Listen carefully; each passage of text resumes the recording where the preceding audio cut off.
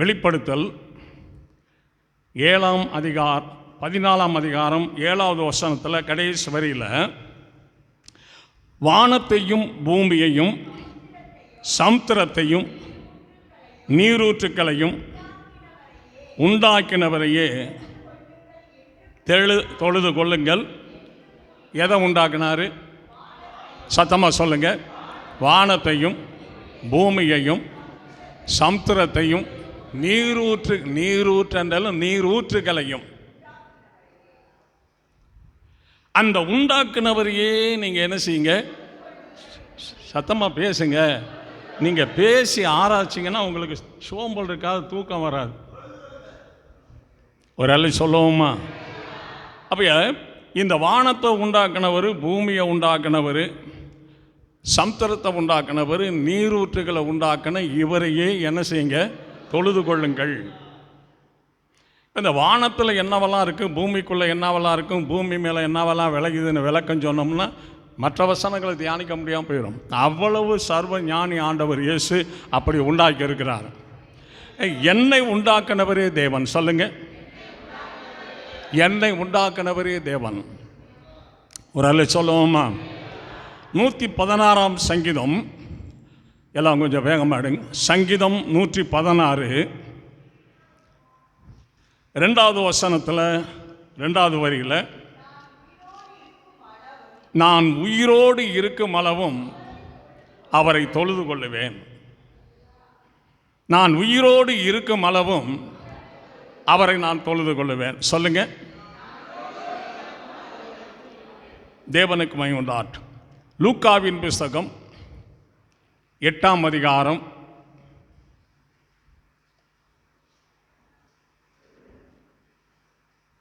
8:54 எல்லாரையும் அவர் வெளியே போக பண்ணி அவளுடைய கையை பிடித்து, சிறு பெண்ணே எழுந்திரு என்றார்.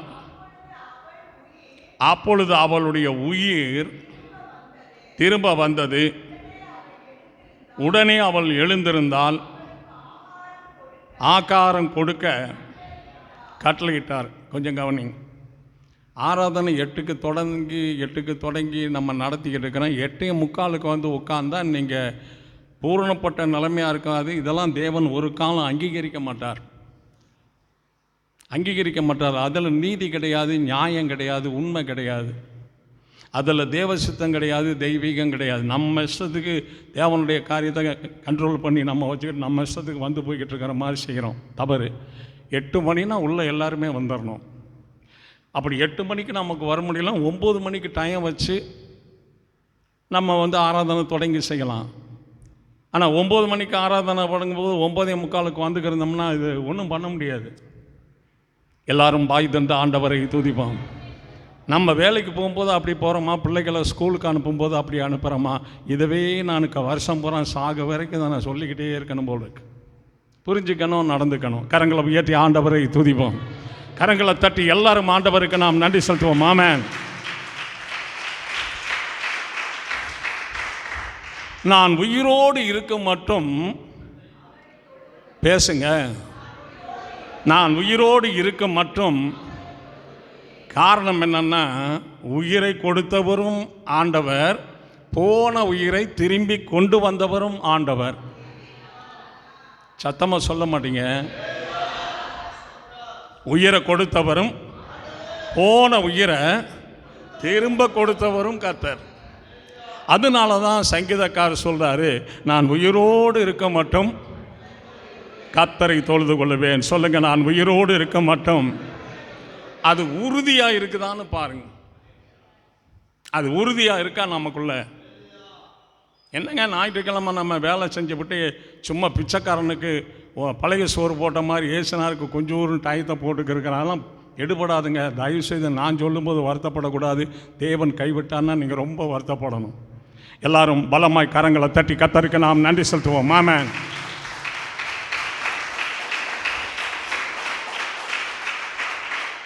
அந்த மனுஷன் சொல்கிறாரு,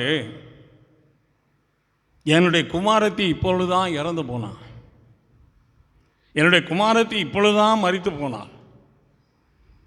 நீர் வந்து அவள் மேலே கை வைத்தால் அவள் பிழைப்பாள் என்று சொல்லுகிறார்.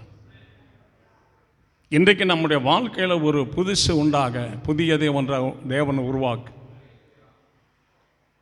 ஒரு புது வாழ்க்கை தொடங்க, ஒரு புதிய வேலையை தொடங்க, புதிய வியாபாரத்தை தொடங்க. அதை ஆசீர்வதிக்காது, மேலும் மேலும் வளர்ச்சி பெற்று முன்னேறி போகணுங்க, முன்னேறி போகணும். சில தேவனுடைய பிள்ளைகள் குடும்பம் நல்ல ஆரோக்கியமாக இருக்குது. சில தேவனுடைய குடும்பங்கள் தேவனுடைய பிள்ளைகள் குடும்பம் குடும்பம்தான். ஆனால் ஒருத்தர் முகத்தில் ஒருத்தர் முழித்து, ஒருத்தர் முகத்தை பார்த்து ஒருத்தர் பேசி அன்பு கூர்ந்தெல்லாம் என்ன செய்யறதில்ல, வாழ்கிறதில்லைங்க, வாழ்கிறதில்ல. பிசாசு அவங்கள கிறிஸ்துவின் சந்தோஷத்துக்குள்ளே, சமாதானத்துக்குள்ளே, மகிழ்ச்சியில், ஆசீர்வாதத்துக்குள்ளே, உயர்வில், கனத்தில், பலத்தில், ஒரு உன்னதத்துக்குள்ளே ஏறி போக விடாமல் அப்படியே கருங்கல்ல தரையில் போட்டது போல் அந்த குடும்பத்தை அமைக்க வச்சுருக்கிறாங்க. குமாரன் விடுதலை ஆக்கினால் கர்த்தருடைய ஆவி எங்கேயோ, இதில் தாங்க விடுதலை பெறணும். தேவனுடைய காரியம் என்னவெல்லாம் எனக்குள்ள இருக்குது, பிசாசின் காரியங்கள் என்னவெல்லாம் எனக்குள்ள இருக்குதுங்கிறத பார்த்து பிசாசின் கிரிகளை விட்டு தேவ கிரிகளை நமக்குள்ளே பெருக பண்ணி வாழ்கிறது தான் ஆவிக்குரிய வாழ்க்கை. அவங்க ஆவிக்குரிய மனுஷராக இருப்பாங்க, ஆவிக்குரிய மனுஷியாக இருப்பாங்க. ஒரு அல்ல சொல்லுவோமா? சங்கீதம்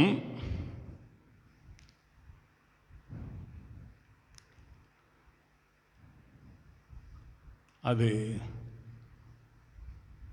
சங்கீதம் 29:2 ரெண்டாவது வரி. சங்கீதம் 29:2 ரெண்டாவது வரி. பரிசுத்த அலங்காரத்துடனே கர்த்தரை என்ன செய்யுங்க, தொழுந்து கொள்ளுங்கள். பாடுறோம்னா பரிசுத்தத்தோடு பாடணும், ஜெபிக்கிறோம்னா பரிசுத்தத்தோடு ஜெபிக்கணும், ஆராதிக்கிறோம்னா பரிசுத்தத்தோடு ஆராதிக்கணும். நீங்கள் ஆண்டவருடைய வருகையில் திண்டுக்கல்ல இருக்கலாம், இல்லைன்னா வெளியில் எங்கேயாவது ஊருக்கு போயிருக்கலாம், இல்லை வேலை செய்கிற கம்பெனியில் வயல்வெளி நிலங்கள் இருக்கலாம். கர்த்தர் அப்படியே நீங்கள் போயிருந்தீங்க. அந்த மாதிரி கர்த்தரும் சத்தியம் சொல்லியிருக்கிறார். அதே சத்தியத்தை நான் சொல்லிக்கிட்டு இருக்கிறேன். நீங்கள் கேட்டு ஏற்றுக்கொண்டீங்கன்னா சேமந்தான். ஒரு அல்ல சொல்லுவோமா? தமிழ்நாடு முழுவதும் ஒரே பாட புஸ்தகம் தான் எல்லார் கையிலையும் கொடுக்கப்பட்டிருக்கும். அதை நடத்தும்போது கவனிக்கணும், எழுதும்போது அந்த வாக்கியங்கள் வகைகளை சரியாக கற்று எழுதணும், வீட்டில் படிக்கணும், இல்லைன்னா டியூஷன் படிக்கணும், மனப்பாடம் பண்ணணும், பிழை இல்லாமல் எழுதணுங்க. மனப்பாடம் பண்ணணும், என்ன செய்யணும், பிழை இல்லாமல் எழுதணுங்க. அவர் மாவட்ட கலெக்டராக சர்ச்சாக வரலாம், முதல்வராக வரலாம், ஜனாதிபதியாக வரலாம், கவர்னராக வரலாம். கவனிக்கணுங்க. 30 வருஷமும் உட்கார ஓடி போயிருந்தோம்னா ஒன்றுமே கற்றுக்கொள்ள மாட்டாங்க. கவனிக்கணுங்க, கவனிக்கணும். எல்லாரும் பாய் தந்த ஆண்டவரை துதிப்பான். நல்லா கவனிக்கணும். அப்போ முதலாவது உண்டாக்கினவரை நாம் என்ன செய்யணும், தொழுது கொள்ளணும். ரெண்டாவது பரிசுத்த அலங்காரத்தோடு என்ன செய்யணும். இந்த பாருங்க, சிந்தையில் பரிசுத்தம் இருக்கணும், பார்வையில் பரிசுத்தம் இருக்கணும், இருதயத்தில் பரிசுத்தம் இருக்கணும், வார்த்தையில் பரிசுத்தம் இருக்கணும், வாழ்க்கையில் பரிசுத்தம் இருக்கணும். குடும்பம் பரிசுத்தமான குடும்பமாக இருக்கணுங்க. குடும்பமே பரிசுத்தமான குடும்பமாக இருக்கணும். புருஷனும் தேவனுக்குள்ளே அடங்கி இருக்கணும், மனைவியும் அடங்கி இருக்கணும், மகனும் மகளும் அந்த தேவனுக்குள்ளே அடங்கி இருக்கணுங்க. ஏற்ற காலத்தில் அவர் உங்களை உயர்த்தும்படிக்கு பலத்த கரத்தில் என்ன செய்யுங்க. இன்றைக்கு அநேகர் அடங்கி இல்லாமல் இஷ்டம் போலங்க, இஷ்டம் போல எல்லாரும் பாய் தந்த ஆண்டவரை துதிப்பான். இஷ்டம் போல. ஸ்தோத்திரம். லேவியராகமும் 20ஆம் அதிகாரம் 8வது வசனத்தில், லேவியராகமும் 20:8, என் கற்பனைகளையும் என் கட்டளைகளையும் கைக்கொண்டு நடவுங்கள், நான் உங்களை பரிசுத்தமாக்குகிற கர்த்தர். சர்வ உலகத்திலும் மனுஷனை பரிசுத்தப்படுத்துறது வேறு எதையாலும் முடியாதுங்க. எந்த மனுஷனாலும் முடியாதுங்க. எந்த மனுஷனாலும் முடியாது. மனுஷனை பரிசுத்தப்படுத்த, மனுஷியை பரிசுத்தப்படுத்த தேவன் ஒருவரால் மாத்திரமே உண்டு. நான் பரிசுத்தர் ஆகையால் உங்கள் நடக்க எல்லாவற்றிலேயும் பரிசுத்தராயிருங்க. பாவம் செய்யாத மனுஷன் யாரும் இல்லைங்க. நான் பாவமே செய்யலை பிறந்ததுலேருந்து சொல்ல யாராலையும் முடியாது. பாவமே செய்யாமல் வாழ்ந்தவர் ஆண்டவர் இயேசு ஒருவர் மாத்திரம். மனுஷன் பாவத்தை சொல்லி கேவலப்படுத்துவாங்க, மனுஷிகள் பாவத்தை சொல்லி கேவலப்படுத்துவாங்க, மனுஷன் பாவத்தை சொல்லி கேவலப்படுத்துவாங்க. பாவத்தை யாரும் மன்னிக்க மாட்டாங்க. நம்முடைய ஆண்டவரே நம்முடைய பாவத்தை மன்னிக்கிற தேவன். பாவங்களை மன்னிக்க இயேசுவுக்கு என்ன உண்டு? அதிகாரம் உண்டு. அதிகாரம் உண்டு பாவங்களை மன்னிக்க. பாவங்களை மறைக்கிறவன், அறிக்கை செய்து விட்டு விடுகிறவன். அப்போ ஏசாயா 51:2 என்ன சொல்லுது? வாசிங்க. ஏசாயா 51:2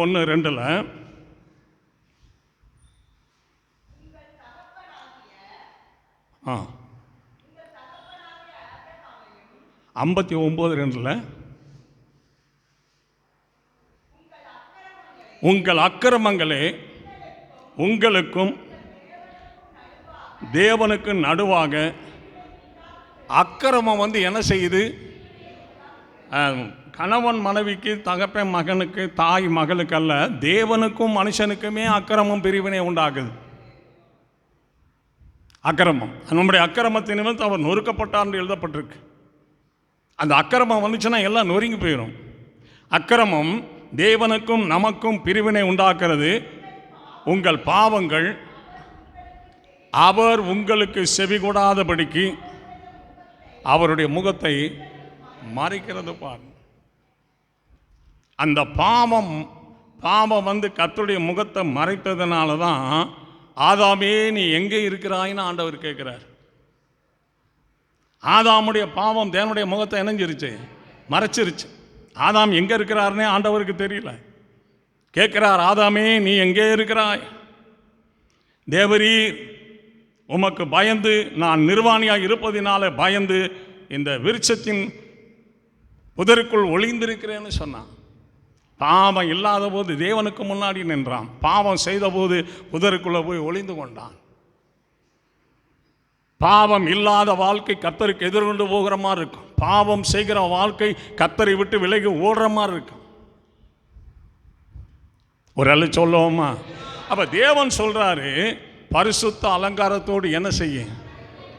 உன்னை நான் பரிசுத்தப்படுத்துகிற கர்த்தர் நான் உன்னை என்ன செய்வேன்? எத்தனை வருஷத்து பாவமாக இருந்தாலும் நான் மன்னிப்பேன். எனக்குள்ள பாவம் இருக்கா இல்லையான்னு மட்டும்தான் நான் பார்க்கணுமே தவிர, அந்த சௌகரியம் பாவம் செஞ்சு விட்டார், அந்த சௌகரியம் பாவம் செஞ்சுட்டார், பிரதர் வாங்க தெரியுமா, அந்த சௌகரியம் பாவம் செஞ்சுட்டார் தெரியுமா, எவ்வளோ கேவலமான ஆள் தெரியுமா, திண்டுக்கல்லியம் தமிழ்நாட்டில் இந்த ஆள் மாதிரி கேவலம் மாதிரி ஒன்றும் இல்லை, கேவலம் மாதிரி ஒன்றும் இல்லை, கேவலமான மாதிரி ஒன்றும் இல்லைன்னு இதை போய் எங்க 4 பேர்த்துக்கிட்ட சொல்லணும்? அவர் பாவத்தை அறிக்கை பண்ணால் உடனே தேவன் என்ன செய்கிறாரு? பாவத்தை மன்னிச்சிடறார். சொல்லுங்கள், பாவத்தை அறிக்கை செய்தான். சத்தமாக சொல்லுங்கள், பாவத்தை அறிக்கை செய்தான். அவர் அறிக்கை செய்து பாவம் மன்னிப்பு பெற்று அவர் வாழ்றாரு. அவரை ஏங்க நம்ம போய் சொல்லணும்? என்கிட்ட கரெக்டாக இருக்கேனா, என்கிட்ட பாவம் இருக்கா, நான் சரியாக இருக்கேனா, நான் சரி, இதை மட்டும் தாங்க பார்க்கணும். இதை மட்டும்தான் பார்க்கணும். எல்லாரும் பாய் தந்த ஆண்டவரை துதிப்போம். நல்ல தேவன் மகிமைப்படும்படி கரங்களை தட்டி எல்லாரும் ஆண்டவருக்கு நாம் நன்றி செலுத்துவோம்.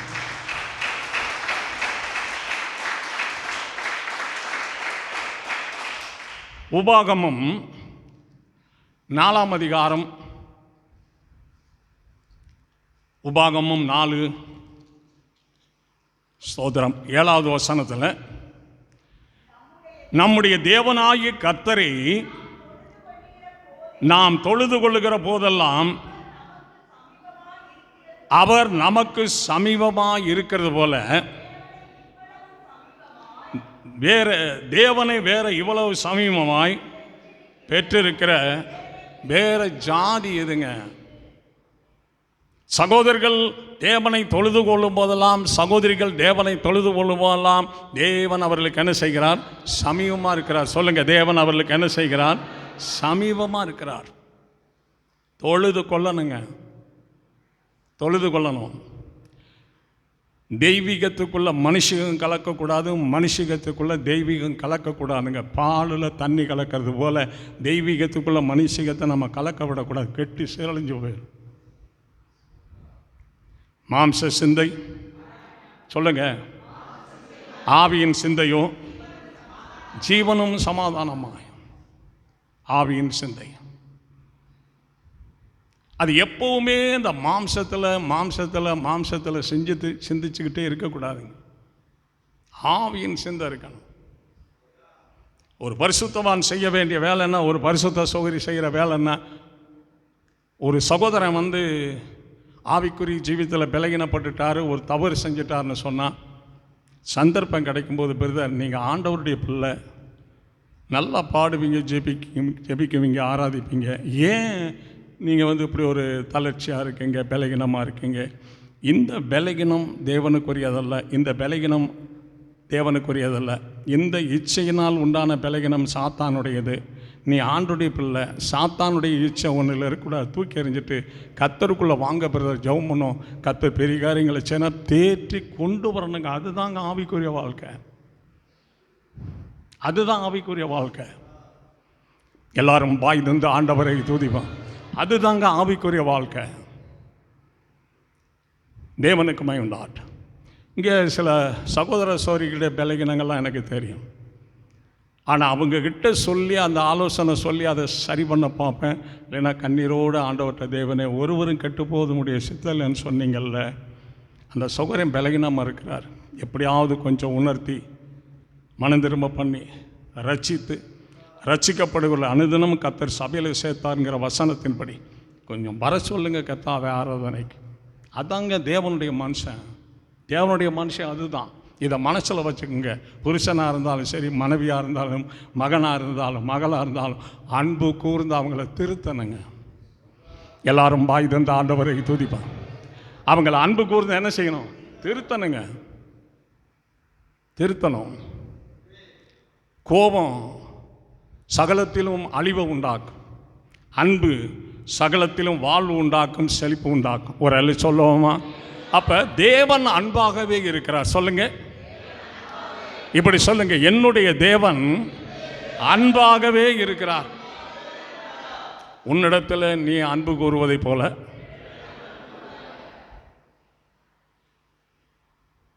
பிறனிடத்திலும் அன்பு கூறுவாயாக. அன்பு தாங்க கூறணும். சகோதரிகள் கவனிங்க, அன்பு மட்டும்தான் உங்களுக்குள்ளே இருக்கணும், அன்பு மட்டும்தான் உங்களுக்குள்ளே இருக்கணும். எக்ஸ்ட்ரா இருக்கிற பிட்டிங்கெல்லாம் பிசாசு போட்டது, பிசாசு போட்டது. ஒரு சகோதரனுக்குள்ளே கோபம் வருதுன்னு சொன்னால் அந்த சகோதரன் ரட்சிக்கப்படாத ஆள். ஒரு சகோதரிக்குள்ளே கோபம் வருதுன்னா அவங்க ரட்சிக்கப்படாதவங்க. ஒரு சகோதரன் அந்த காரியத்தை சகிச்சுக்கிறாரு, பொறுத்துக்கிறாரு, அப்படிப்பட்ட பகைங்கன் மேலும் அன்பு கூறுறாரு, அப்படிப்பட்ட சத்துருக்கும் ஆகாரம் கொடுக்குறாருன்னா அவர் தேவனுடைய மனுஷன், தேவனுடைய மனுஷங்க. எல்லாரும் பாய் தந்த ஆண்டவரை துதிப்பாங்க. எத்தனை வருஷம் ஆராதிச்சா என்னங்க?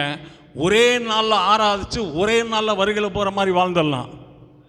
50 வருஷம் ஆராதிச்சு 80 வருஷம் ஆராய்ச்சி பலகீனமாகவே இருக்கிறத விட ஒரு நாள் ஆராதிச்சு ஆண்டோடைய வருகையில் போகிறது ரொம்ப நல்லது. கரங்களை தட்டி எல்லாரும் ஆண்டவருக்கு நன்றி செலுத்துவோம். ஆமென்.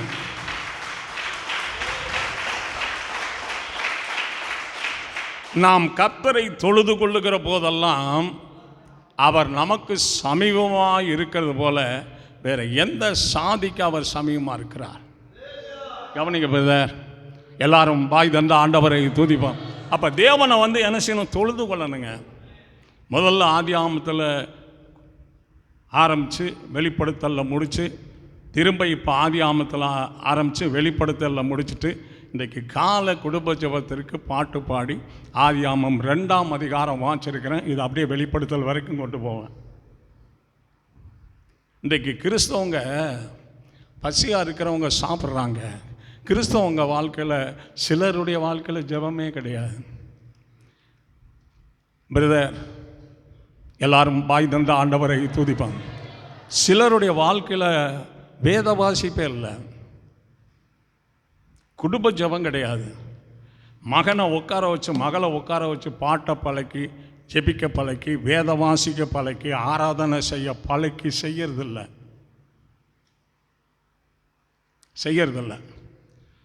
ஒன்றும் இல்லாததுக்கு ஒரு ஆலோசனை சொன்னாலே கோவிச்சுக்கிறாங்கன்னா என்னத்தை போய் சொல்கிறது? எல்லாரும் பாய் தந்த ஆண்டவரை துதிப்போம். கெச்சமேன தோட்டத்தில் பிடிச்சதுலேருந்து காய்பா அரமனை, ஏரோது அரமனை, பிளாத்து அரமனை இதெல்லாம் வச்சு ஆண்டவர் அடித்து ஏசி காரி துப்பி கடைசியில் கொல்கொதா மலையில் போய் சிலுவையில் அரைஞ்சாங்க. யாரையாவது அதட்டினாரா? யாரையாவது கோவப்பட்டாரா? யாரையாவது என்னால் தாங்க முடியல அடிக்காதீங்கன்னு சொன்னாரா? அவர் தாங்க நம்முடைய ஆண்டவர். இந்த இப்படி நான் கோவிச்சுக்கிறோம்னா அவங்க யாருங்க? அவங்க ஒரு எல்லாம் சொல்லவோமா? யார் அவங்க? இந்த வாழ்க்கை முடிவு வரைக்கும் நம்மளை காக்கிறவர் தேவன், நடத்துகிறவர் தேவன், நம்முடைய தேவைகளை சந்திக்கிறவர் தேவன், சுகம் தருகிறவர் தேவன், ஆறுதல் தருகிறவர் தேவன், தைரியப்படுத்துகிறவர் தேவன், சோதனை நேரத்தில் தேற்றுகிற தேவன், ஆபத்து நேரத்தில் துணையாயிருந்து நம்மளை விடுவிக்கிறவர் அவர் ஆண்டவர் இயேசு ஒருவர் மாத்திரம்தாங்க. நல்ல எண்ணமுடையவர் ஆண்டவர் இயேசு கிறிஸ்து. பாரபட்சம் இல்லாமல் உதவி செய்வார். எந்த மனுஷனும் குஷ்டரோகியை தொட மாட்டாங்க. அப்படியே குஷ்டரோகி கன்னத்தில் கை வச்சு எனக்கு சித்தம் உண்டு நீ என்ன செய்ய, அப்படி சொன்னவர் தாங்க ஆண்டவர். அவர் அன்புக்கு ஈடு இணை ஆகுமா? எல்லாரும் பாய் தந்த ஆண்டவரை துதிப்பான். அன்புக்கு ஈடு இணை ஆகுமா? 2ஆம் தேதி சகோதரிகள் கூட்டம் நடக்குது. சோதி சகோதரி மட்டும் 1500 ரூபா அந்த கூட்டத்துக்குன்னு கொடுத்துருக்குறாங்க.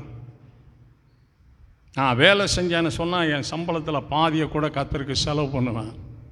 நான் வேலைக்கு போகிறதில்ல, ஆண்டவருடைய வசனத்தை பிரசங்கிக்கவும் ஜெபிக்கவும் ஆலோசனை சொல்லவும் நான் இருக்கிறேன். நீங்களும் இப்படி இருந்தீங்கன்னா என்ன நடத்த முடியும்? கொஞ்சம் யோசிச்சு பாருங்கள். யாருக்கு செய்கிறோம்? எல்லாம் சொல்லுங்க, யாருக்கு செய்கிறோம்? அவருக்கே செய்ய நமக்கு மனம் இல்லைன்னா அவர் என்ன செய்வாரியா? பாவம். கரங்களை உயர்த்தி எல்லாரும் ஆண்டவரை துதிப்பான். கரங்களை தட்டி எல்லாரும் ஆண்டவருக்கு நாம் நன்றி செலுத்துவோம். ஆமென்.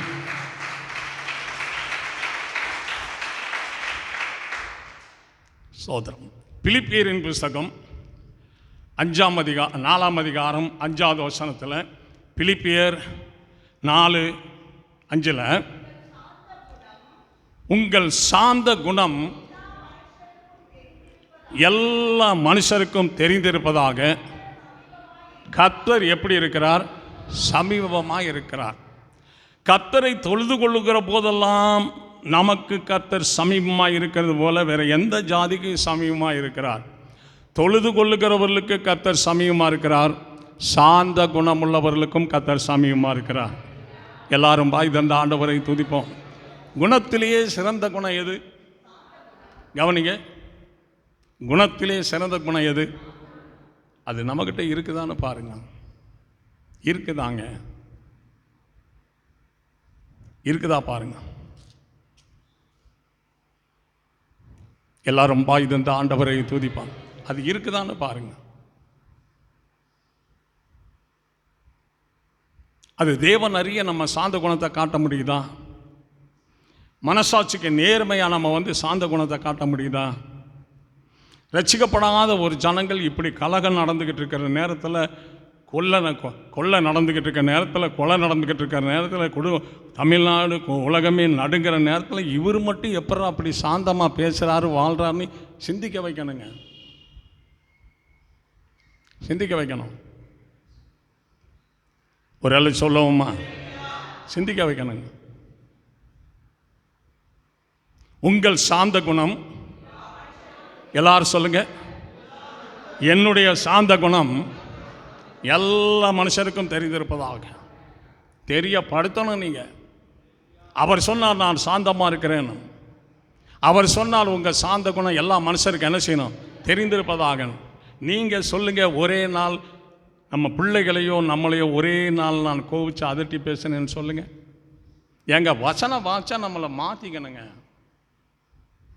வசனம் வாச்சா நம்மளை மாற்றிக்கிறணும். ஆண்டவர் பிலாத்துக்கு முன்பாக நிற்கும்போது ஆசாரியர்கள், வேதபாரகர், பரிசேயர், சதுசேயர் நிறைய குற்றங்களை ஆண்டவர் மேலே சாட்டுறாங்க. அவர் என்ன செய்தார் சொல்லுங்க? என்ன செய்தாருங்க? என்ன செய்தார்? மனுஷன் அவர், பாவம் செய்தவர் அவர், மனுஷனுக்கு அடிமை அவர், பிதாவின் ஒரே நேசகுமாரன் அவர். மனுஷன் குற்றப்படுத்தும் போது அமைதியாக இருந்தாருங்க. என் வாழ்க்கையில் வரிசையாக வசனங்களை வாச்சிட்டு வரும்போது என்றைக்கு அந்த வசனத்தை வாச்சனோ அந்த வசனத்தை அப்படியே நிப்பாட்டிட்டு திரும்ப அந்த வசனத்தை வாசி அப்படியே சிந்தித்து திரும்ப அந்த வசனத்தை வாசி இனி உயிரோடு இருக்க வரைக்கும் யாரையும் குற்றப்படுத்தக்கூடாது, குற்றம் சாட்டுறவங்களை ஏற்று பேசக்கூடாது, குற்றம் சாட்டுகிறவங்களை அவமானப்படுத்தி பேசக்கூடாதுன்னு தீர்மானம் பண்ணி யார் பேசினாலும் அப்படியே கல் தூண் மாதிரி நின்றுவாங்க நான். ஏன்னா உலகத்திலேயே அந்த ஒரு சம்பவம் மிக பெரிய பிரமாண்டமான ஒரு சம்பவங்க. ஒரு சண்டைக்காரி சண்டை போடும்போது இன்னொரு சண்டை போடுற பொம்பளையால் பேசாமல் நின்றுக்கிருந்தா என்ன எப்படிங்க இருக்கும்? அதுதாங்க தெய்வீகம். ஒரு ஆள் சொல்லுவோமா? நல்ல வாய் திறந்து கர்த்தரை ஸ்தோத்திரிப்போம். ஆமென். நல்ல கரங்களை தட்டி எல்லாரும் ஆண்டவருக்கு நன்றி செலுத்துவோம்.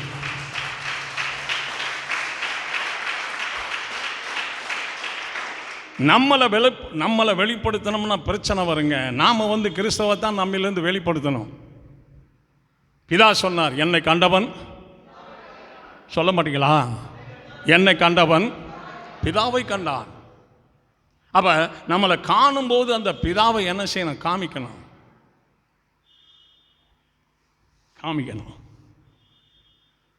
ரட்சிக்கப்படாத சகோதரர்கள் சௌரிகள் கூட வந்தாலும் அவங்க வயசை பார்த்துட்டு, வாங்க பிரதர், வாங்க உள்ளே வாங்க, உட்காருங்க, என்ன பேசணும்னு வந்தீங்க? இந்த மாதிரி சூழ்நிலை. அப்படியா? ஏன் விருப்பப்படி ஒன்றும் வேண்டாம், உங்கள் விருப்பப்படி அதை நம்ம செய்து முடிச்சிடுவோம். சந்தோஷமாக போங்க. பேச தெரியணுங்க. கத்தியில் குத்துனா ஒரு மனுஷன் செத்து போகிறாங்க. வாயில் பேசினா அந்த வார்த்தை தாங்க முடியாமல் எத்தனை பேர் செத்து இருக்காங்க தெரியுங்களா? எல்லாரும் வாய் திறந்து ஆண்டவரை துதிப்போம். நல்ல கரங்களை தட்டி எல்லாரும் ஆண்டவருக்கு நாம் நன்றி செலுத்துவோம். ஆமென்.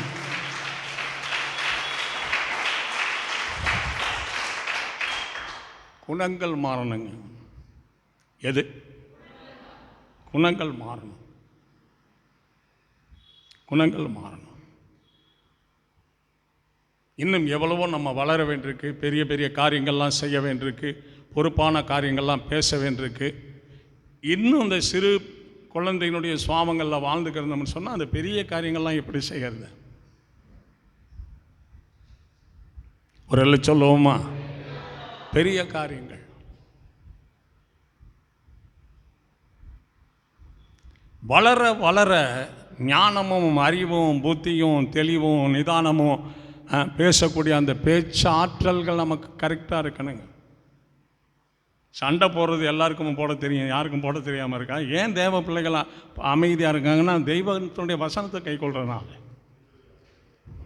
எல்லாரும் வாய் தந்து ஆண்டவரை துதிப்பான். நல்லா வாய் தந்து கர்த்தருக்கு நாம் நன்றி செலுத்துவோம். ஆமென். கர்த்தருக்கு மகிமை உண்டாகட்டும். ரோமரின் புத்தகம் வேகமாக வாசி, 10ஆம் அதிகாரம் 12வது வசனம்.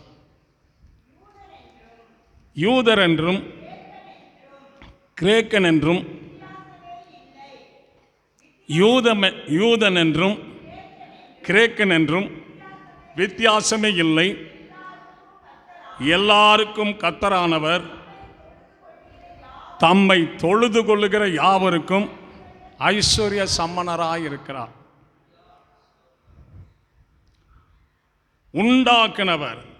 உண்டாக்குனவரை தொழுது கொள்ளும்போது நம்முடைய வேலையில், குடும்பத்தில், நம்மில், மனைவியில், மகளில் புதிய காரியங்களை தேவன் உண்டாக்குவார். அவர் உண்டாக்குற தேவன். இரண்டாவது, கர்த்தரை தொழுது கொள்ளும் போது சமீபமாக இருக்கிறார். அல்லேலூயா. மூன்றாவது, கர்த்தரை தொழுது கொள்ளும் போது அவர் நமக்கும் நம்முடைய குடும்பத்துக்கு யாராக இருக்கிறாரு? ஐஸ்வர்ய சம்பனராக இருக்கிறார். ஐஸ்வர்ய சம்பனருங்க. ஆனால் தொழுது கொள்ளணுங்க பிரதர். எல்லாரும் வாய் தந்து கர்த்தருக்கு நாம் நன்றி செலுத்துவோம். ஐஸ்வர்ய சம்பனராக இருக்கிறாருங்க. அவர் ஐஸ்வர்யம் காலையில் வேலைக்கு போயிட்டு சம்பாரித்து சாயங்காலம் வந்து இதை சம்பாரித்த இந்த கூலி கிடைச்சி வச்சுக்கணும்ல. இன்று முதல் நீ ஐஸ்வர்யவானாக இருப்பாயின்னா அப்படியே தேவன் ஆசீர்வதித்து உயர்த்திடுவார். அந்த ஒரு வார்த்தை சொல்லணும் கர்த்தர் நமக்கு. மகளே, நீ இன்று முதல் ஐஸ்வர்யவானியாக இருப்பார். மகனே, நீ ஐஸ்வர்யவானாக இருப்பாயின்னு சொன்னார்னா போதும், ஐஸ்வர்யம் வந்துடும். தானா முளைச்சி எழுப்புங்க, குடும்பத்தில் எழும்புங்க. சொல்லணுங்க. ஒரு வேளை சொல்லுவோமா? சொல்லணும். யார் யார் தனிஜபம் பண்ணுறாங்களோ அத்தனை பேரும் கண்டிப்பாக உயர்வடைவாங்க. யார் ஆராதனைக்கு முன்னதாக விழுந்து வர்றாங்களோ அவங்கள கண்டிப்பாக கர்த்தர் கனப்படுத்தி ஆசீர்வதித்து உயர்த்துவார். நீங்கள் அதில் ரொம்ப ரொம்ப வைராக்கியமாக இருக்கணுங்க. தூக்கம் எப்போ வேணாலும் தூங்கலாங்க. ஆனால் தெய்வ காரியத்தில் நம்ம என்ன செய்யக்கூடாது? அந்த வேலையை காமிச்சிடக்கூடாது. எல்லாரும் வாய் தந்து ஆண்டவரை துதிப்போம். தெய்வ காரியத்தில் நம்ம அவலட்சணங்களை ஆண்டவர்கிட்ட காமிச்சா அங்கே பரலோகத்தில் தேவன் என்ன கொடுப்பாரு? கரங்களை தட்டி எல்லாரும் ஆண்டவருக்கு நன்றி செலுத்துவோம். ஆமென்.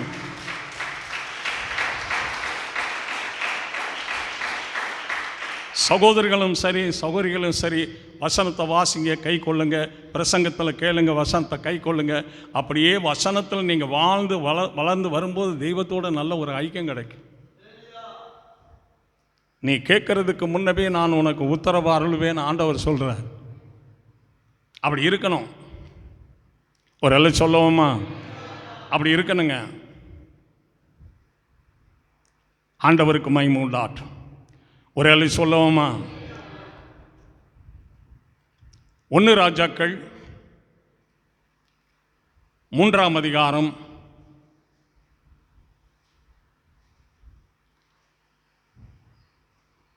1 ராஜாக்கள் 3ஆம் அதிகாரம் 13வது வசனத்தில் 2வது வரியில்,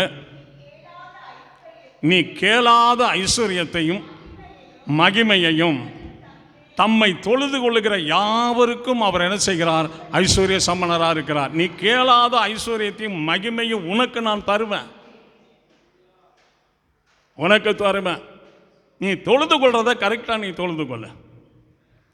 தேவனுடைய பாடல் ஒன்றை பாடணுமேனு சொல்லி தாகத்தோட ஒடியாரணுங்க. ஒடியாரணும். ஏன்னா பாடல் தேவனை மகிமைப்படுத்துகிற ஆராதனை. சொல்லுங்க. பாட்டு ஆராதனை தேவனை மகிமைப்படுத்துகிற ஆராதனை. பாட்டு ஆராதனை தேவனை மகிமைப்படுத்துகிற ஆராதனை. இப்போ நம்ம தேவனை மகிமைப்படுத்தணும்னா அல்லது தேவனை கனப்படுத்தணும்னு சொன்னால், என்னை கனப்படுத்துகிறவளை அவரை அந்த பாட்டு ஆராதனை தான் அங்கே மகிமைப்படுத்துறது. அந்த பாட்டு ஆராதனை பண்ணும்போது அந்த ஆவி நிறைவில் அந்த சந்தோஷங்கள், அந்த இன்பங்களை அனுபவிக்கிறது அப்படி இருக்குதுங்க. ஒரு எல்லை சொல்லுவோமா? அப்படி இருக்கு. அந்த ஆவிக்குள்ள நிறைந்து நீங்கள் பாடி பார்த்தீங்கன்னா அதுக்கு நிகரே எதுவும் கிடையாதுங்க. சோதரம். நீ கேளாத ஐஸ்வர்யத்தை உனக்கு நான் தந்தேன். ஆண்டவருக்கு மகிமை. உபாகமம் 8ஆம் அதிகாரம் 18வது வசனத்தில், உபாகமம் 8ஆம் அதிகாரம் 18 கடைசி வரியில், ஐஸ்வர்யத்தை சம்பாதிக்கிறதுக்கான வேலனை உனக்கு என்ன செய்கிறவர்? கொடுக்கிறவர். சம்பாதிக்கிறோம்னா நம்ம சம்பாதிக்கிறோம்னு நினைக்கிறது இல்லைங்க. சம்பாதிக்கிறதுக்குரிய பலனை அவர் என்ன செய்கிறாரு? கொடுக்கிறார். யாருக்கு? யார் கொடுக்கிறாரு? எனக்கு கொடுக்கிறான்னு சொல்லுங்க. நான் ஐஸ்வர்யத்தை சம்பாதிக்கிற பலனை எனக்கு அவர் கொடுக்கிறார். கொஞ்சம் திரும்பி பாருங்க. அங்கிட்டு கரங்களை உயர்த்தி எல்லாரும் ஆண்டவரை துதிப்போம். கரங்களை தட்டி எல்லாரும் ஆண்டவருக்கு நாம் நன்றி செலுத்துவோம். ஆமென்.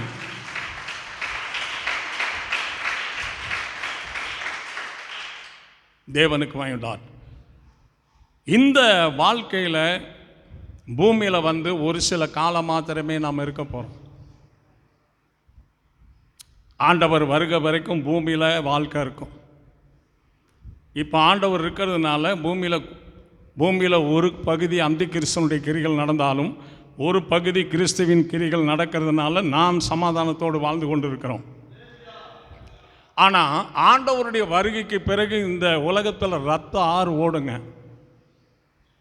யாருக்கும் நிம்மதி இருக்காது. கண்ட்ரோலே இல்லாமல் போயிடும். இது ஏன் மனைவி, இது ஏன் மகன்லாம் சொல்லவே முடியாது.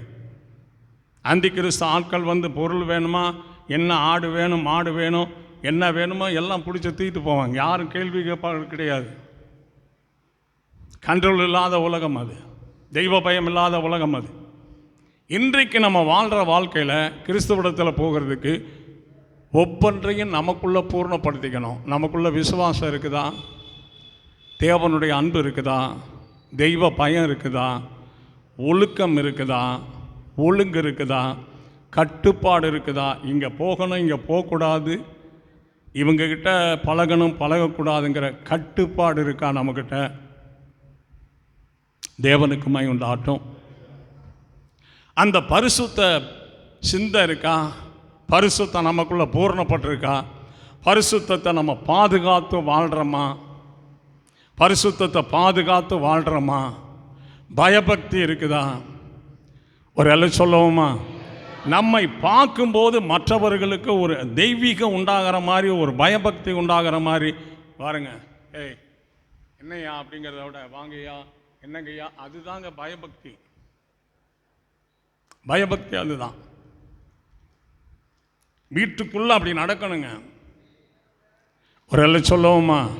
ஆனால் இன்றைக்கு நம்ம என்ன கிறிஸ்தவ வாழ்க்கை, 8 மணிக்கு மேலே தாங்க நம்ம சர்ச்சு பக்கமே திரும்புகிறோம்.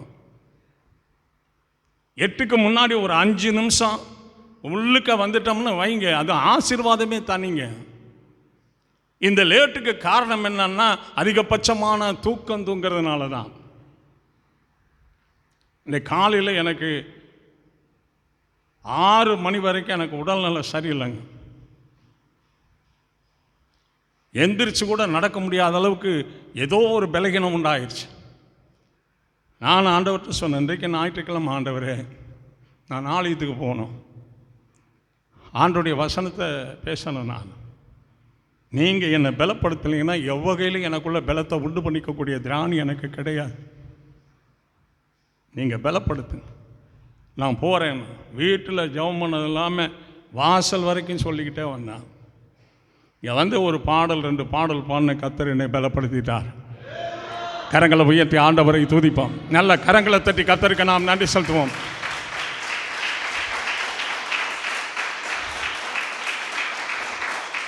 கிறிஸ்துவுக்குள்ள நான் அன்றைக்கும் பலவான், இன்றைக்கும் பலவான், என்றைக்குமே நான் பலவான்.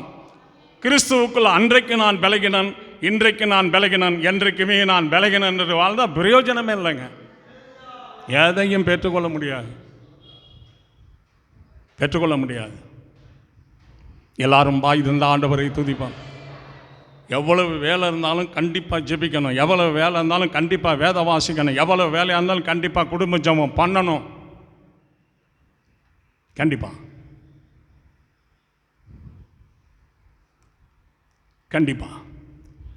தேவனுடைய சந்தோஷம் நிலையானதுங்க. சரீரத்தில் புது புது சந்தோஷங்கள் உண்டாகும். ஒரு நல்ல ட்ரெஸ் எடுத்தால் சந்தோஷம் உண்டாகும். ஒரு பொருள் வாங்கினா சந்தோஷம் உண்டாகும். ஒரு நல்ல பைசார் ஹோட்டலில் போய் சாப்பிட்டோம்னா சந்தோஷம் உண்டாகும். ஏதோ ஒரு ஆட்டை வாங்கினா மாட்டை வாங்கினா சந்தோஷம் உண்டாகும். இதெல்லாம் ஒரு நொடியில் மறைஞ்சிருங்க. அவருடைய சந்தோஷம்தான் நிரந்தரமானது. ஆண்டவர் சொல்கிறார், உங்கள் சந்தோஷம் நிலைத்திருக்கவும் என் சந்தோஷம் உங்களில் நிறைவாக இருக்கவும் என்னுடைய சந்தோஷத்தில் என்ன செய்யுங்க, நிலைத்திருங்கள் என்று கர்த்தர் சொல்கிறாங்க. இந்த தேவனுடைய சந்தோஷத்தை தாங்க நிலைத்திருக்கணும். எதில் சொல்லுங்க? எதில்? தேவனுடைய சந்தோஷத்தில். தேவனுடைய சந்தோஷத்தில் ரட்சிக்கப்பட்டது பெரிய காரியம் இல்லைங்க. பழையபடி வழிக்கு போயிடக்கூடாது, கர்த்தரை விட்டு விலகிடக்கூடாது, சத்தியத்தை விட்டு விலகிடக்கூடாது, ஆராதனையை விட்டு விலகிடக்கூடாது, சபையை விட்டு விலகிடக்கூடாது, விசுவாசத்தை விட்டு, தேவ அன்பை விட்டு, தெய்வீக ஐக்கியத்தை விட்டு விலகிடக்கூடாதுங்க. முடிவறிந்த நம்ம நிலைச்சிருக்கணும். எது வரைக்கும்? உலகத்தாருக்கும் சில சோதனை வரும், தேவனுடைய பிள்ளைகளுக்கும் சில சோதனை வரும். சோதனை வந்தாலும் ஒரு வேளை சோர்ந்து போனாலும் ரெஸ்ட் எடுத்துகிட்டு ஜெபம் பண்ணிவிட்டு பழையபடி கர்த்தருக்குள்ளே நிற்கணுங்க. ஒரு வேளை சொல்லுவோமா, எனக்காக ஆண்டவர் தரையில் நின்று உயர விடாமல் சிலுவை நின்று உயர விட்டாரானால் நான் இயேசுவுக்காக கடைசி வரைக்கும் நின்று வாழ்வது அவருக்காக, மரிப்பது அவருக்காக, அவரிடத்தில் போய் வாழ்வது நிச்சயம் என்று இருக்கணும்.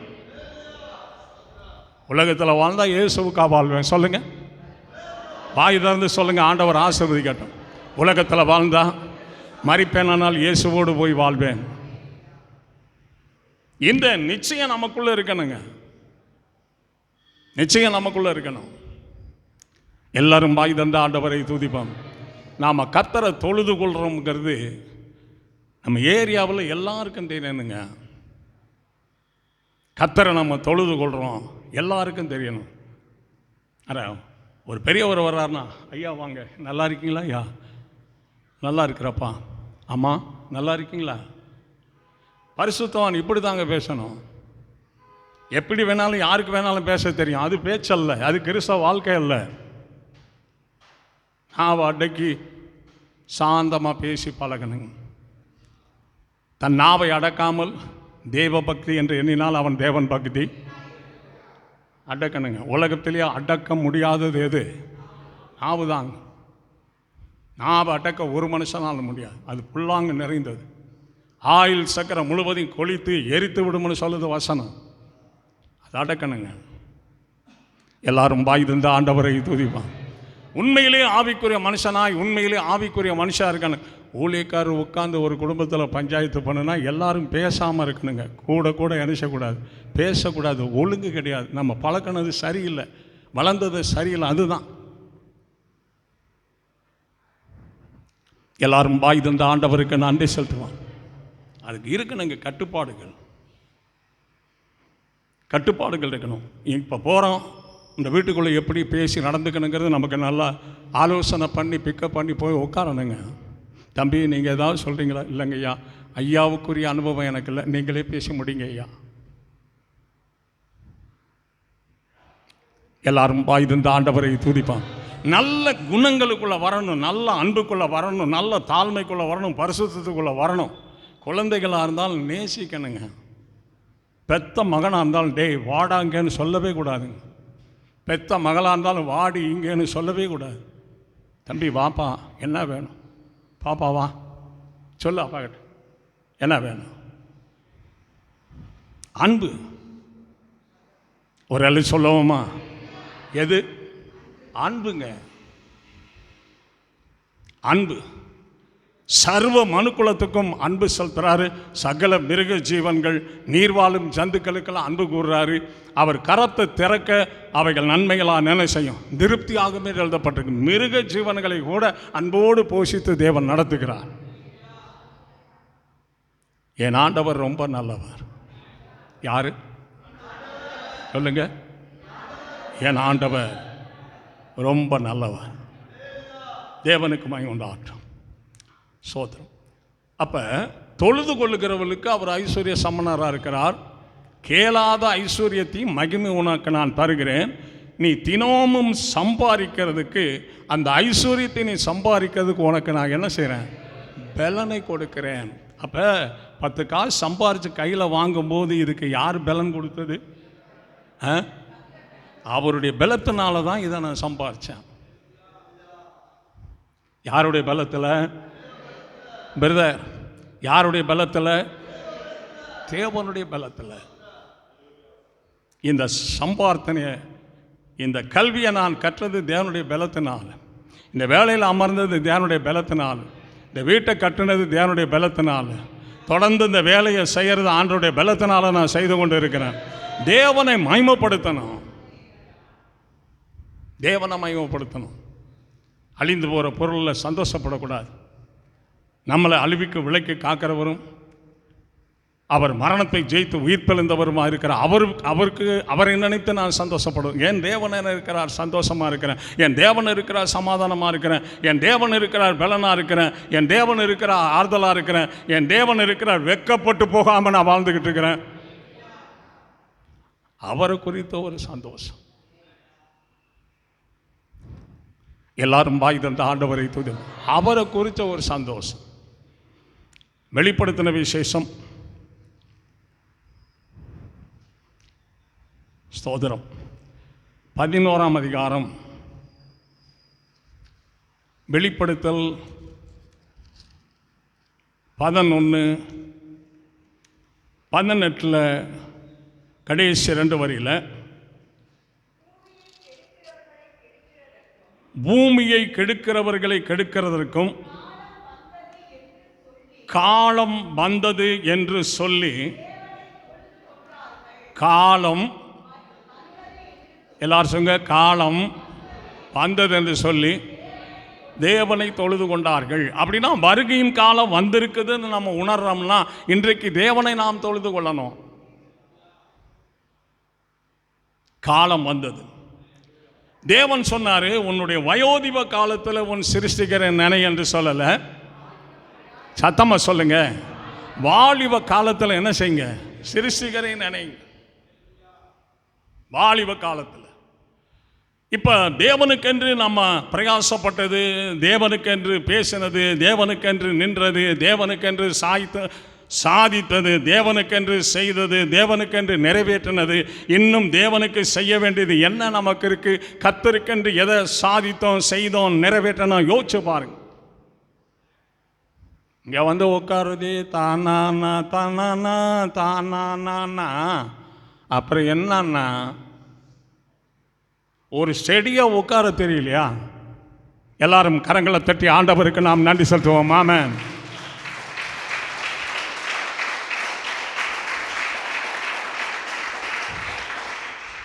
தேவனுக்கு மகிமை உண்டாகட்டும். ஆராதனை செய்தோம்னா, என் ஆத்துமாவே கர்த்தரை ஸ்தோத்திரன்னு சொன்னார். ஆராதனை செய்கிறோம்னா நம்முடைய ஆத்துமா, நம்முடைய ஆவி, நம்முடைய சரீரமெல்லாம் கர்த்தரை துதிக்கணும், தேவனை தொழுது கொள்ளணும். ஒரு எல்லாம் சொல்லுவோமா? எபேசியரின் புஸ்தகம் 5ஆம் அதிகாரம் 16வது வசனத்தில், எபேசியர் 5:16, நாட்கள் பொல்லாதவைகளானபடியால் காலத்தை என்ன செய்தது? காலம் வந்ததென்று சொல்லி தொழுது கொண்டார்கள். கால பொல்லாதவைகளாக இருக்கிறபடியால் நீ காலத்தை என்ன செய்ய? சொல்லுங்க, காலத்தை என்ன செய்ய? பிரயோஜனப்படுத்துங்கள். ஒரு சின்ன ஆக்சிடெண்ட்டில் ஒரு கால் உடஞ்சி போச்சுன்னா அவ்வளோதாங்க, லைஃப் முடிஞ்சதுங்க. ஒரு வியாதி வந்து சரீரம் குன்றிச்சுன்னா அதுக்கப்புறம் எந்த செயலும் பண்ண முடியாதுங்க. ஆரோக்கியமாக உடல் இருக்கும்போது, பலனாக இருக்கும்போது நீங்கள் காலத்தை என்ன செய்யணும்? பிரயோஜனப்படணும். யாருடைய காலத்தை? ஒரு சகோதரனுடைய காலத்தை நான் பிரயோஜனப்படுத்த முடியாது. என்னுடைய காலத்தை ஒரு சகோதரன் பிரயோஜனப்படுத்த முடியாது. என் காலத்தை நான் என்ன செய்யணும்? பிரயோஜனப்படுத்தணும், பிரயோஜனப்படுத்தணும். எல்லாரும் வாய் தந்த ஆண்டவரை துதிப்பான். காலத்தை பிரயோஜனப்படுத்தணும். நீங்கள் அசால்ட்டாக இருந்தீங்க அப்படின்னா கர்த்தரை பறி கொடுத்துட்டு பரலோகத்தை பறி கொடுத்துற மாதிரி வந்துடும். நீங்கள் ஜாக்கிரதையாக இருக்கணும், ஜாக்கிரதையாக இருக்கணும். எந்தெந்த நல்ல காரியங்கள் நமக்குள்ளே இருக்குது, எந்தெந்த தவறு நமக்குள்ளே இருக்குது, இது ஆண்டவருக்குரியது, இது ஆண்டவருக்கு விரோதமானது. இந்த வாழ்க்கை ஆண்டவருக்கு பிரியமான வாழ்க்கை, இந்த வாழ்க்கை ஆண்டவருக்கு விரோதமான வாழ்க்கை. இந்த செயல் கர்த்தர் மகிமைப்படுற மாதிரி, இந்த செயல் கர்த்தர் வேதனைப்படுத்துகிற மாதிரி அறிக்கை செய்து விட்டுறணுங்க. உண்மையான பரிசுத்தமான, உண்மையான பரிசுத்த சகோதரிகளாக இருக்கணும். 30 லட்சம் ஜனங்களுக்கு மேலே ஈர்த்திலிருந்து புறப்பட்டாங்க. காலேப் யோசுவா 2 பேரை தவிர எல்லாரும் பாவம் செஞ்சுட்டாங்க. 2 பேர் கர்த்தருக்குன்னு நின்னாங்கங்க. எல்லாரும் வாய் தந்த ஆண்டவரை துதி. உலகமே பின்வாங்கி போனாலும், உலகமே சீரழிந்து போனாலும், தெய்வ பயம் இல்லாதவர்கள் சீரழிந்து போனாலும் நான் கர்த்தருக்குள்ளே நிற்பேன். நானும் என் வீட்டாரும் வென்றால் கர்த்தரையே சேவிப்போம். வைராக்கியம் எல்லாம் கரெக்டாக இருக்கணும் வீட்டுக்குள்ள. நாம் பெரிய ஆளுங்கிறது நமக்கு தேவையே இல்லை. சகோதரியாக இருக்கட்டும், சகோதரனாக இருக்கட்டும், நான் பெரிய ஆளுங்கிறது நமக்கு தேவையே இல்லை. நம்மிலே பெரியவராக இருக்கிறவர் ஆண்டவர் இயேசு ஒருவர் மாத்திரமே. தேவதூதன் சொன்னார், முன்னிலே பிறப்பவர் பெரியவர் என்று சொன்னார். அப்போ ஆண்டவரே சர்வத்தில் எதுவாக இருக்கிறாரு? பெரியவராக இருக்கிறார். சர்வத்திலும் பெரியவான். அப்படியே ஜெபம் பண்ணும்போது நொறுங்கி போய் உட்காருவேன் ஆண்டவர் சமூகத்தில். எல்லாரும் பாய் தந்த ஆண்டவரை துதிப்போம். இன்றைக்கு ஜெபம் பண்ணும்போது கரெக்டாக 5 மணிங்க, கரெக்டாக 5 மணி ஆண்டவருக்கு நான் முத்த வச்சுக்கிட்டே இருந்தேன். கரங்களை உயர்த்தி எல்லாரும் ஆண்டவரை துதிப்போம். உந்தன் பாதம் அமர்ந்து இருந்து ஓயாமல் முத்தம் செய்கிறேன். உந்தன் பாதம் அமர்ந்து இருந்து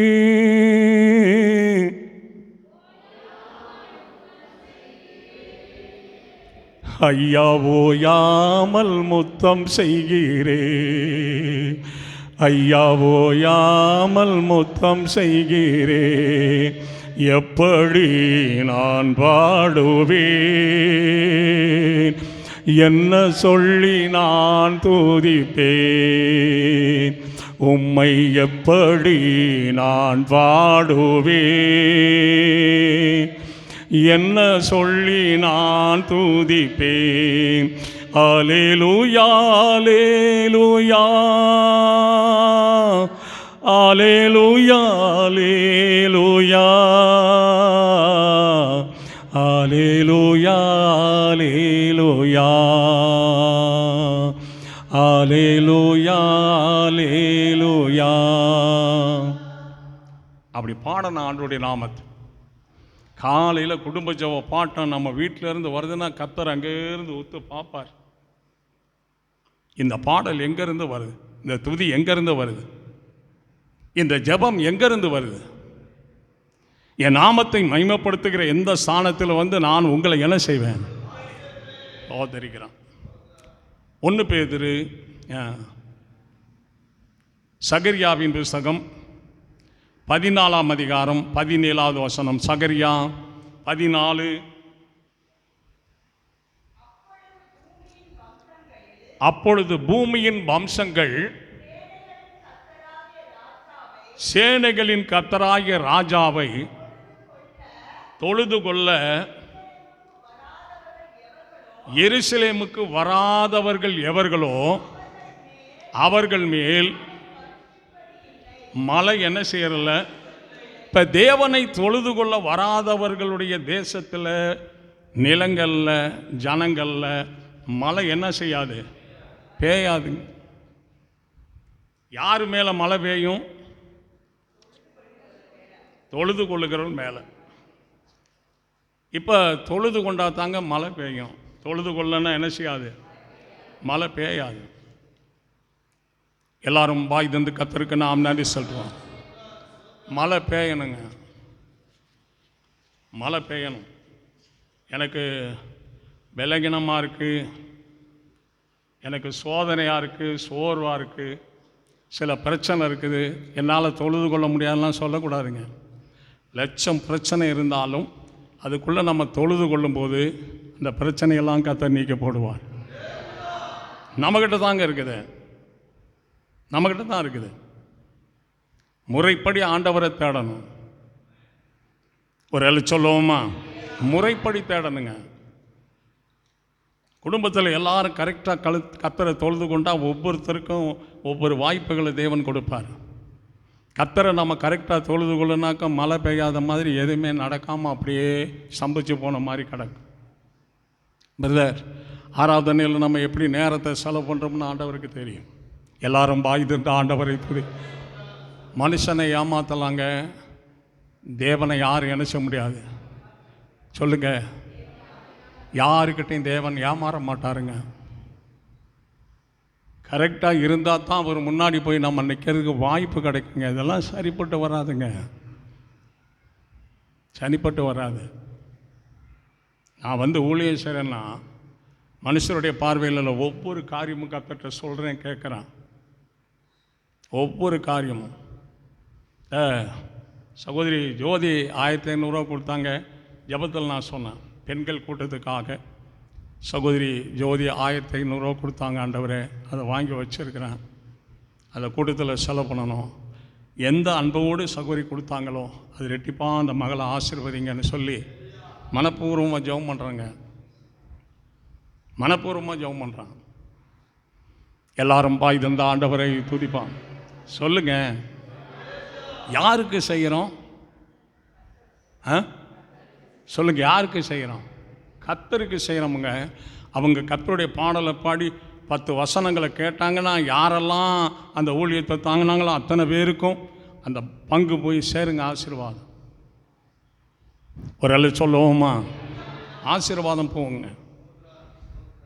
சோதரம். யோபின் புஸ்தகம் 5ஆம் அதிகாரம் 11வது வசனம். வேகம் எடுங்க. யோபு 5:11. அவர் பூமியின் மேல் மலையை வருஷிக்க பண்ணி வெள்ளி நிலங்களின் மேல் தண்ணிகளை என்ன செய்கிறார்? அப்போ தொழுது கொள்ள வராதவர்கள் மேலே மழை பெய்யாது, தொழுது கொள்ள வருகிறவர்கள் மேலே தேவன் மலையை பெய்ய பண்ணி வயல் நிலங்களில் தண்ணீரை வருவிக்கிறார். பார்த்தீங்களா? ஆசீர்வாதம். ஆலயத்துக்குள்ளே வந்துட்டாலே நமக்கு ஆசீர்வாதம். எப்போ தேவனுடைய ஆலயம் திறக்கப்படும், எப்போ நான் ஆலயத்துக்குள்ளே போவேங்கிறது அந்த தாகம் இருக்கணுங்க. ஒரு எல்லாம் சொல்லுவோமா? தாகம் இருக்கணும். எப்போ நான் ஆலயத்துக்குள்ளே போவேன்? 1000 நாளை பார்க்கலும் பிரகாரங்கள் செல்லுகிற ஒரே நாள் நல்லது. ஆகாமிய கூடாரங்களிலே வாசமாயிருப்பதை பார்க்கலும் என் தேவனுடைய ஆலயத்தின் வாசப்படியில் காத்திருப்பதையே நான் தெரிந்து கொள்ளுவேன். வாசப்படியில் பிள்ளைகளை ஞாயிற்றுக்கிழமையில் வேலைக்கு அனுப்பக்கூடாதுங்க. நீங்கள் ஞாயிற்றுக்கிழமை வேலை செய்கிறீங்கன்னா அந்த வேலை நாள் தானே தவிர அது ஓய்வு நாளே கிடையாதுங்க. நமக்குள்ளே வேணால் அது சரியாக வச்சுக்கிட்டு நம்ம ஓடிக்கிட்டு வாழ்ந்துக்கிட்டு இருக்கலாம். அது பரலோகம் அங்கீகரிக்காது. ஓய்வு நாளில் விறகு பொறுக்கணும். ஒரு மனுஷனை மோச இடத்துல சொல்கிறாங்க, ஓய்வு நாளில் விறகு பொறுக்கிட்டு இருக்காயான்னு. அவனை பிடிச்சி கொண்டுட்டோம் அப்படின்னு.